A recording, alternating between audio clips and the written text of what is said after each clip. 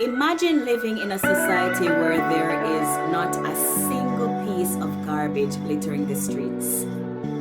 Instead, what you may find in some places are men sleeping on the street at nights. These men they have respectable careers and they're very sane, but they're also very drunk, too drunk to drive home. Imagine in that same society, there is great cohesion and an immense value for community. This, while many people are so isolated and so lonely that many of them voluntarily vanish without a trace just to cope.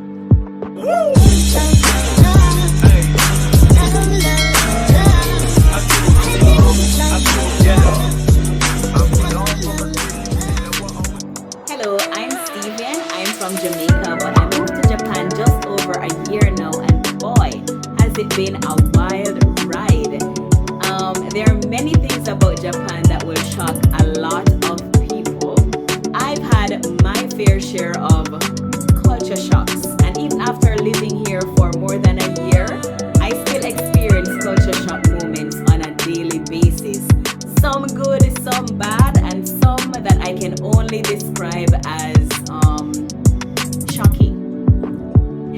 So today I want to share my top 5 culture shocks that I've experienced living in Japan, and trust me, the top 2 will absolutely shock the bejesus out of you. Feel free to also share with me your culture shocks living in Japan or visiting any country that you visited, or any culture shock that you've experienced in general. So let's get into it. I think it's a well-known fact that Japan is one of the cleanest countries in the world. I mean, you will walk for miles without seeing so much as a speck on the streets. But what you may also walk tirelessly for miles searching for are trash cans. It's a timeless paradox that a country so spotless, despite the millions of people traversing Japanese cities, large cities on a daily basis, has so few trash cans on the streets. And don't get me wrong, it's deliberate for many reasons. Okay, so one of the main reasons is that Japan has a complex garbage disposal system, which mandates people to dispose of their garbage in separate categories based on what they're made from, based on their contents, and so on. In fact, at homes, there are separate days for collecting your garbage based on these categories. And Japan is a society where personal responsibility is highly encouraged. So many people don't even think twice about taking home their garbage with them in order to dispose of it properly.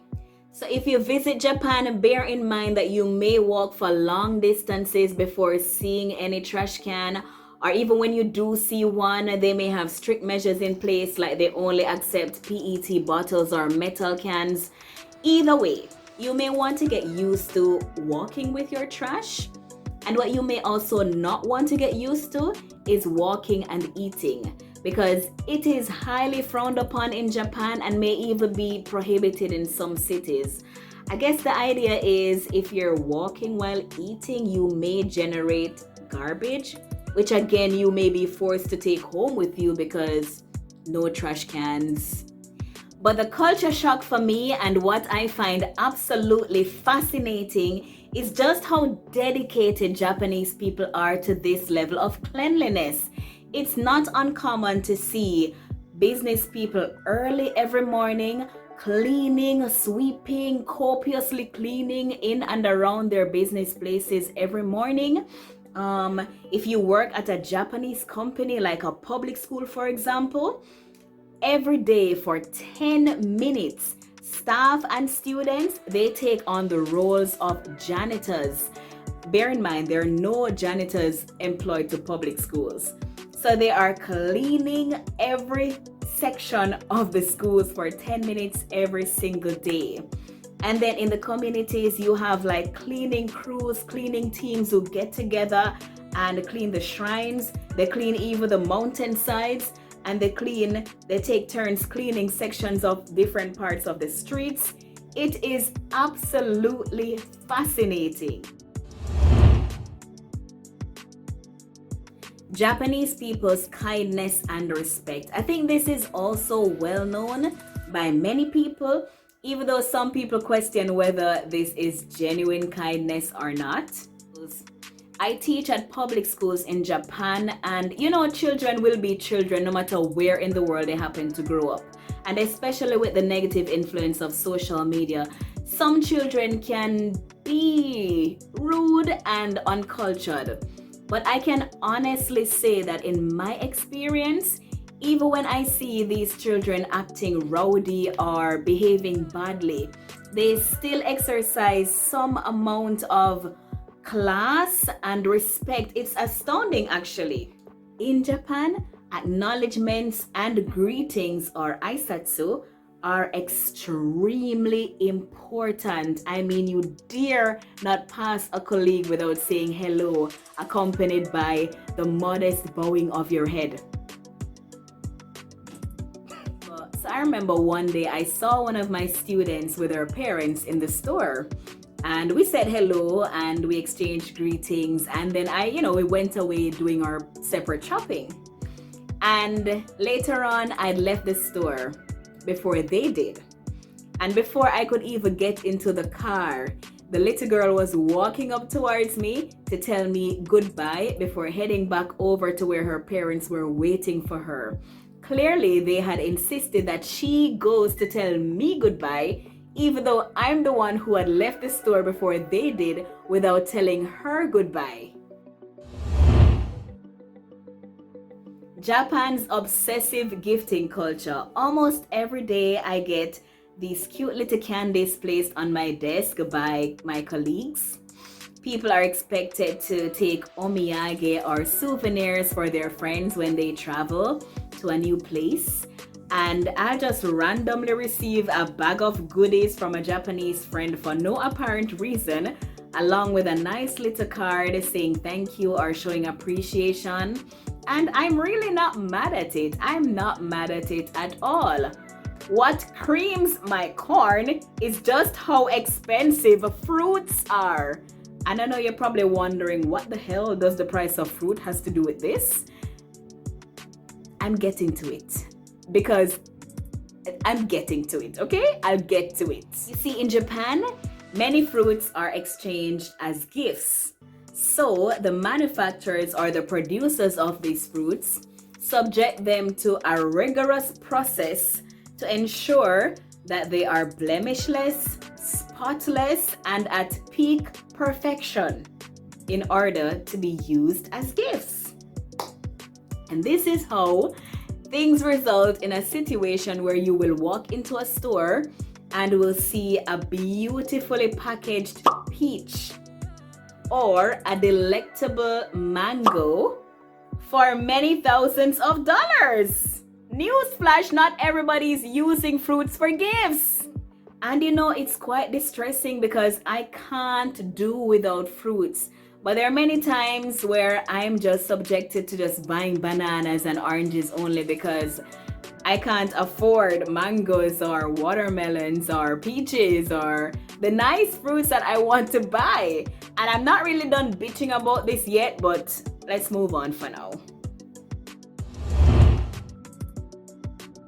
I tell you, I don't like noise, but I still can't get used to just how quiet the place is sometimes. You will go into a train and people are barely talking, and that one guy who is so out of place and decides to take a phone call and speaks loudly is stared at by everybody. You will go into an elevator, people are hardly even talking.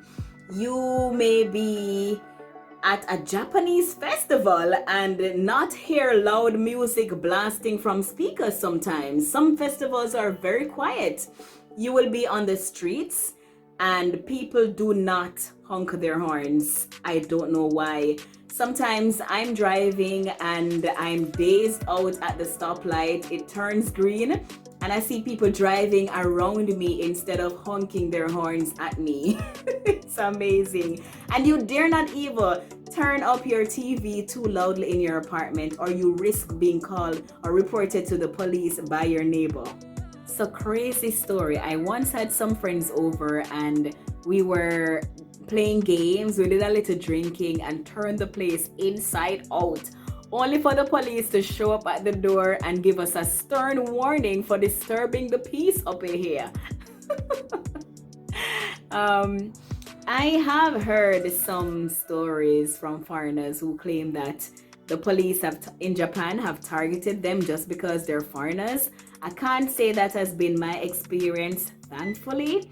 But if you've had an experience like that as a foreigner living in Japan, please share it with me. Or if you live elsewhere and you've had the police target you because for whatever reason you think it is, share it with me. So finally, number one, I will never get used to this. First of all, just how cheap and easily accessible alcohol is in Japan.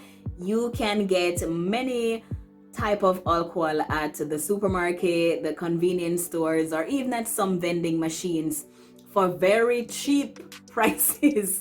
You can go to a drinking party or a bar and spend $50 or less and have all-inclusive access to a lot of alcohol for the entire night. And I suppose that's the only reason for why sometimes you'll be bombarded by these men who are drunk, just cruising the streets at night at random times. These men are working people with respectable careers, but I guess they go drinking after work, drink one round too many, and end up hugging the poles on the street at nights. They dare not drive home because, as I mentioned in a previous video, the Japanese anti-drug laws are so strict. They wouldn't even think about driving home. But it's quite a sight to see. Have you ever seen them? So those are my top 5 culture shocks about Japan so far. There are still many things I could mention, like the fact that Japanese people are obsessed with cute things like anime characters and action figures and toys. The fact that up to now, many business places in Japan, like some restaurants, still accept cash only, which can really be a drag sometimes. The fact that many men in Japan wear makeup, and some men here are way more high maintenance than women. But I digress. Those are my top 5 culture shocks about Japan. Please share with me your culture shocks about Japan. And also, if there is another country you visited, what are the things that shocked you about that culture? And I hope to see you in another video. So please like, subscribe, and share this video if you enjoy this content. And I'll see you in the next one. Bye.